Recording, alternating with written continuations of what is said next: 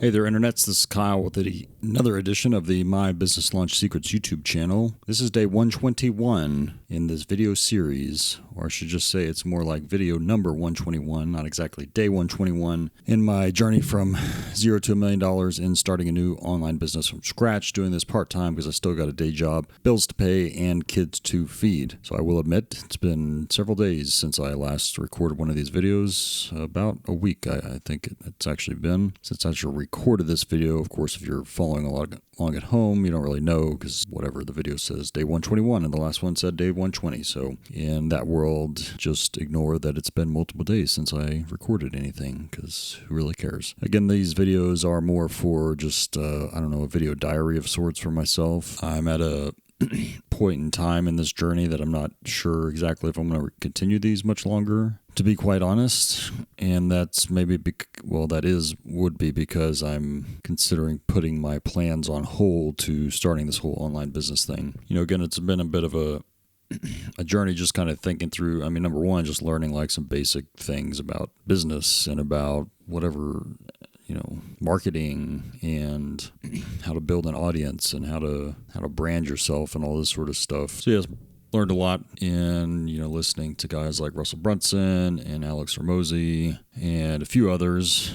Those, I would say, two have been biggest influences just because I've gone back and listened to nearly all their podcast episodes, which is probably like, 1,000 total episodes at this point in time.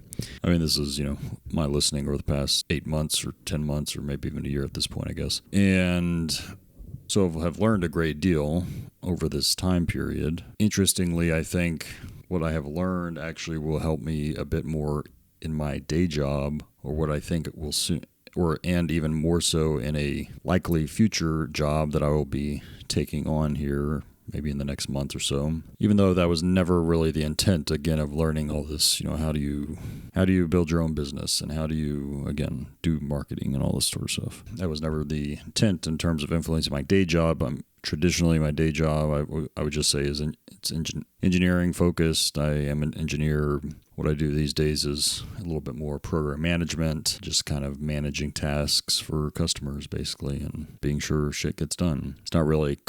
My current role is not really one of sales or marketing at all, and my company, frankly, doesn't have to really worry about that because we have pretty much continuous support from the customers that we work with year to year. There's not really any great need, just the type of business we're in. There's not a lot of ups and downs, basically, and so it's pretty consistent and just not a big need to really do a lot of marketing and branding, all that stuff. But again, we have people that do that. It's not my job, so why would I care?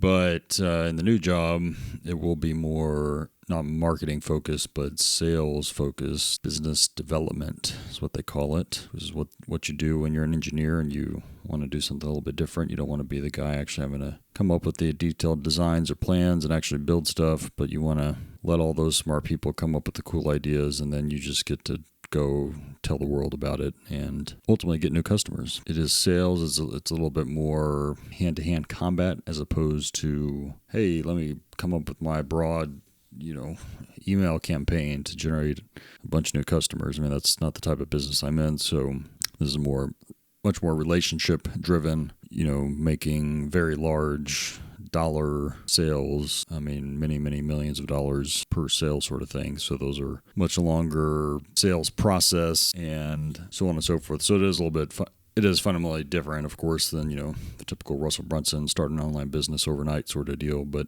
again, I think, a lot of the principles that you learn and listening to guys like Russell and Alex and others is more principles of human psychology and how we all respond to the world around us and how we process the world around us, how we process information that comes across our eyeballs or our ears. And so assuming I get this job, which is still somewhat of an unknown, but I'll back up on that in a minute. But let's just assume I get this more sales type job.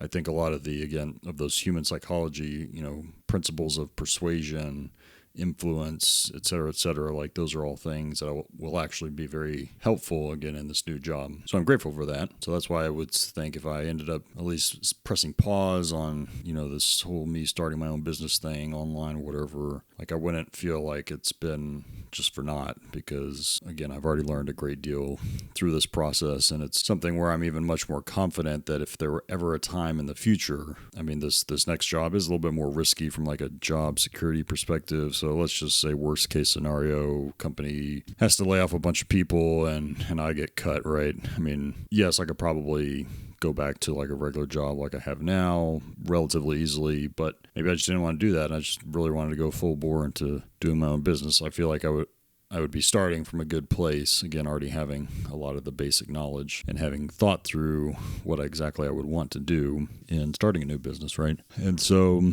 this was one thing. I was listening to a video from Tom Bilyeu, one of the co-founders of Quest Nutrition or whatever it is, sold that company for $1 billion. If you're going to be an entrepreneur, the thing you need to be doing in whatever kind of business you want to do needs to be something that you are willing to be the world's leading expert at. And he talks a lot about being sure it's something that you're passionate about and all this sort of stuff, right? And I don't know. Anyways, I guess that just kind of got me thinking again about, what the various iterations I've been through myself in thinking about various business models, business plans, and what I would really be interested in doing, what I'd be passionate about doing. And as I've mentioned in the past videos, I've again gone through a couple different iterations on what I thought I would want my business to be about. Kind of settled on one that was a little bit more like online education, sort of, engineering, kind of math, science related, because I do enjoy teaching, but I still do kind of question whether or not that's something like I'm ultimately passionate about. Is that something I want to be the world's best at doing? No, I don't think I would definitively say, no, I don't want to do that.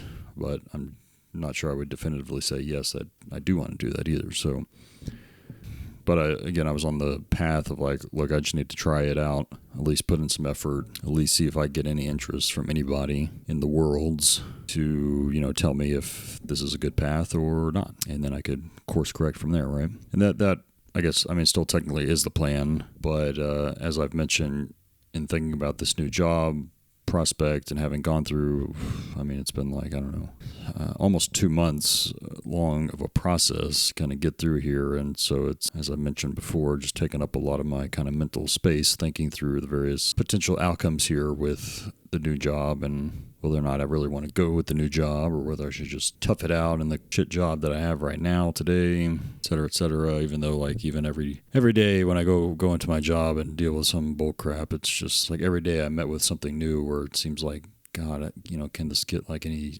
dumber or more idiotic in terms of how we're trying to tackle very basic problems, I guess. So the idea of shifting over to a company that I'm sure has its own share of problems. I know that they have their share of problems, but the problems that they have more are more on how do they kind of execute on their vision. The thing that they have that like my current job doesn't have is they actually have a good vision. Everybody's on board with that vision. And again, it's just working out the disagreements of how do we achieve this, end goal. Let's get to the end game, right? So like that, I think for me would be something would be much more enjoyable, I guess, is the bottom line. Because again, even if I have to deal with, bullshit like on a day-to-day thing of whatever flavor, I know that again, everybody I'm working with, we're all on the same page in terms of where we're headed. We can just have disagreements along the way of specific steps to be taken, but that's okay. That's to be expected from any organization. And that's why I'm interested in making the shift. So where we're at today in that process, so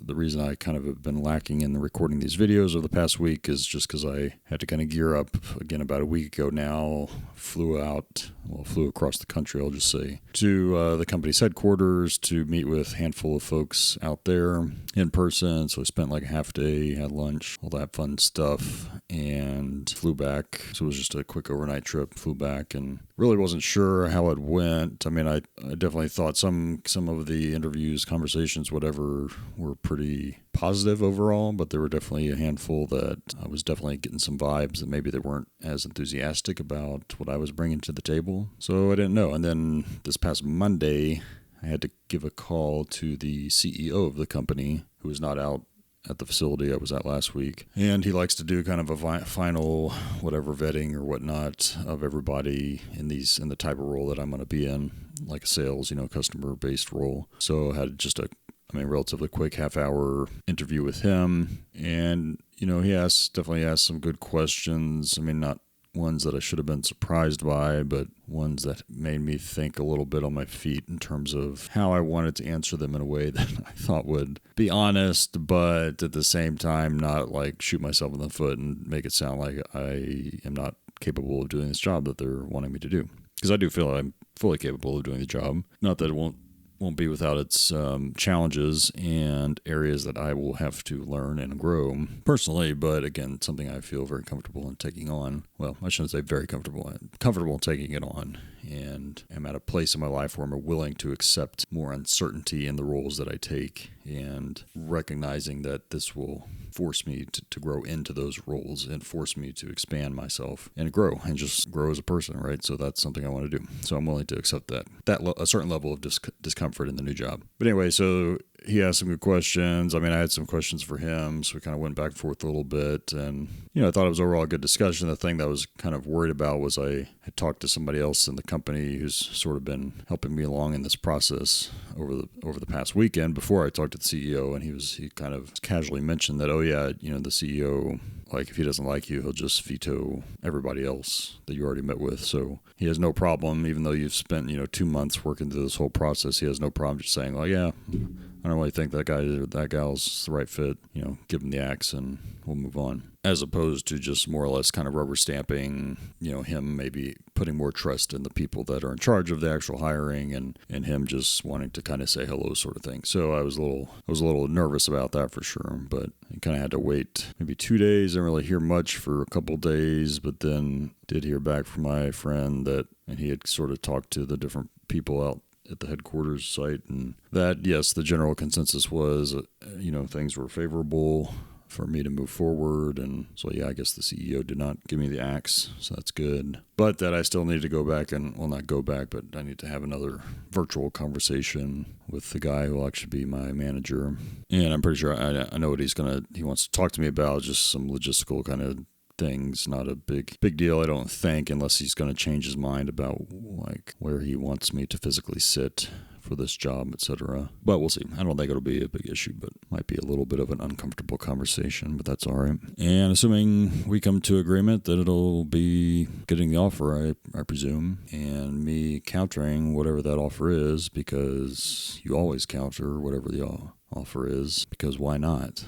All they can do is come back and say, yeah, we're not going to give you any more money. But if you never ask, you never know if they would or they wouldn't. So might as well ask. So we'll go through that little dance there. And assuming we come to some agreement there, then that's a done deal. Put in my 2 weeks notice in my current job and life goes on, right? So we'll see. The bottom line here is if I do take that job, it will involve a lot more traveling. And, the combination of the travel plus, just when I am at home wanting to be more present with my family, since again, they are sacrificing of, my wife in particular, obviously having to carry a bit more of the load if I'm going to be traveling here and there throughout the month. And so I want to be, more present when I'm actually here at home, leading me to probably want to give up, doing these videos, which again, I'm mostly doing at night after my kids are already asleep.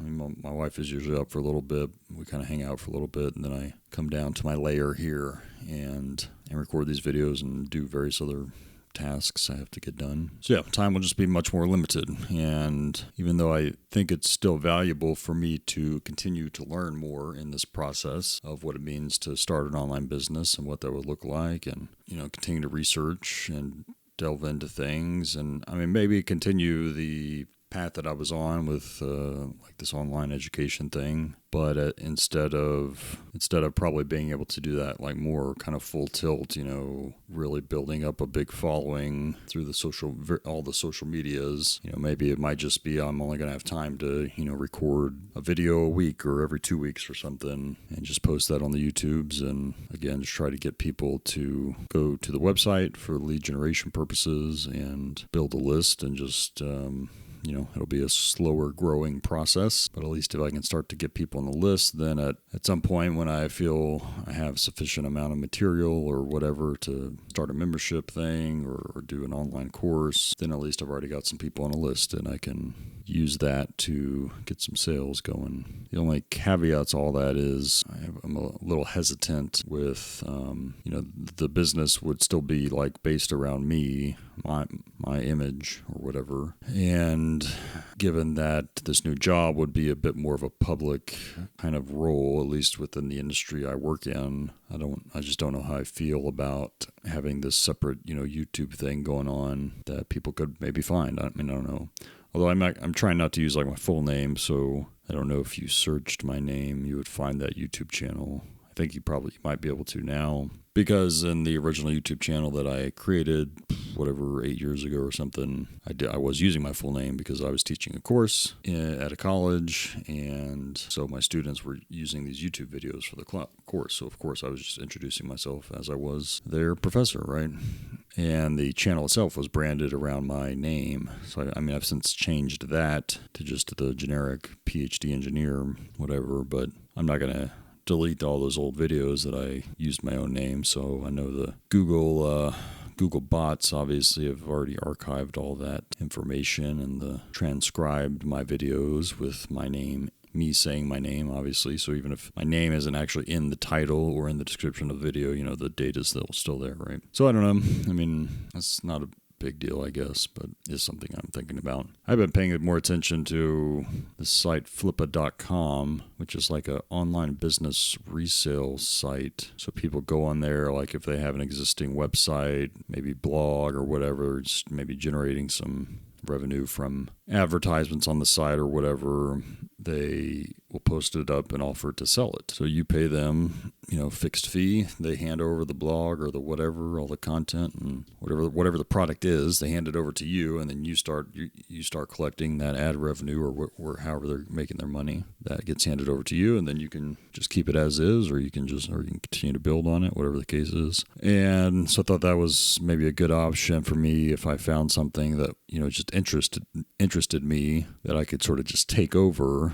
And if I didn't think it was going to take a lot of time to maintain it, at least in that case, it would not be something built around me. It would not have my personal name associated with it in any way. Then maybe I could do that. I do have a little extra cash to pay because there's a lot of them like under $10,000. You can pick up these things, and maybe they're already making a few $100 a month off of the ad revenue alone, which that's not going to make that much money forever. But yeah, again, if you maintained it, then conceivably it could pick that up. So really consider investing in your own business. It's kind of interesting. I just almost look at it as a challenge too. I got out of rental real estate deals recently here, and for a lot of reasons I've talked about it previously, but now that I got in, went through the whole process, did renovations, got tenants in, managed these things for over a year, I was successful, sold them, made a good profit. So to me, like that's kind of, and now I don't feel like the need, like, oh, I really want to do that again. I just feel like, yeah, I did that. I proved to myself that I could do it. I proved to myself that I could be successful doing that. It's kind of like now I just feel like I'm ready to move on to something else, try,